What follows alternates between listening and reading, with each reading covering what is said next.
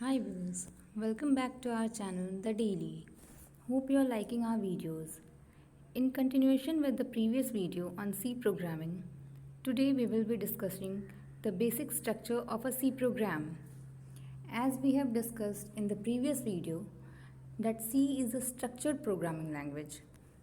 It the programs in C can be written in a predefined and specified structure only, which makes C program user friendly. The components of the basic structure of a C program consists of 7 parts, and these 7 parts are the documentation section, preprocessor or link section, definition section, global declaration section, function declaration section, main function, and user defined function section. You can see these 7 sections in this image also. All these 7 sections come one after the another. So now we will discuss all these sections one by one. The first one is documentation section. It is the section in which we can give comment to make a program more interactive. The compiler won't compile this, and hence this portion would not be displayed on the output screen. This section is basically used to categorize a particular part or section of a program, which so that the program can be made easy to compile and execute. The second one is the preprocessor directive section.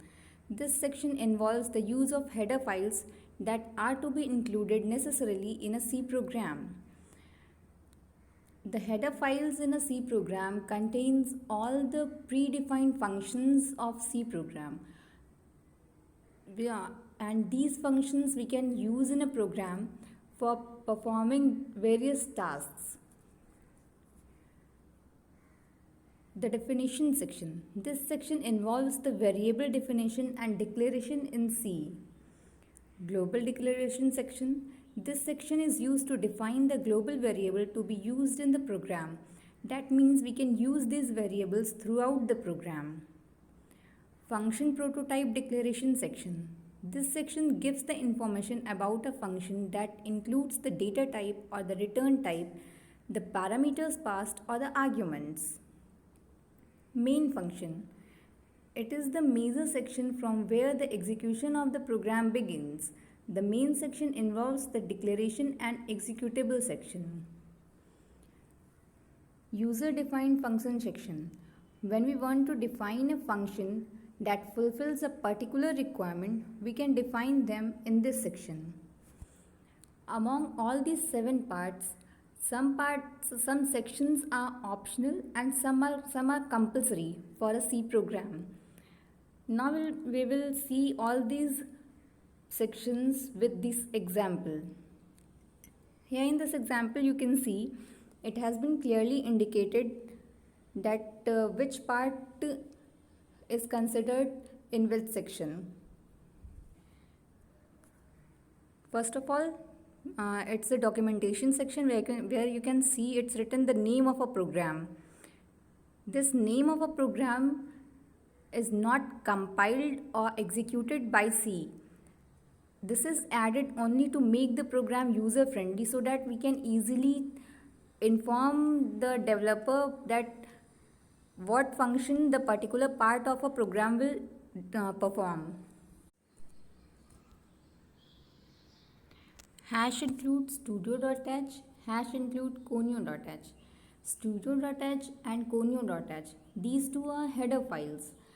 In this program, these two header files are included to use the predefined function that are stored in studio.h and conio.h header files. Hash define max 100. This statement defines 100 value to the variable naming max. Void add. Here a user defined function is made which is named add. Int x is equal to 100. Here x is a global variable and it is initialized with a value 100. Int main. Actually, the execution of a C program starts from main.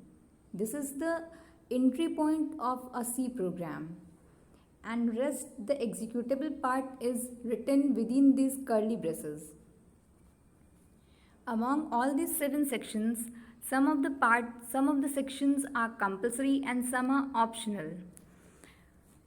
The preprocessor directive section and the main section are 2 compulsory sections, and rest all other sections are optional.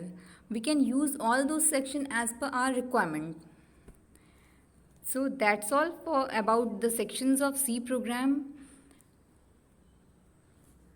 Hope you like this video. If you find it informative, please like and share. Thank you.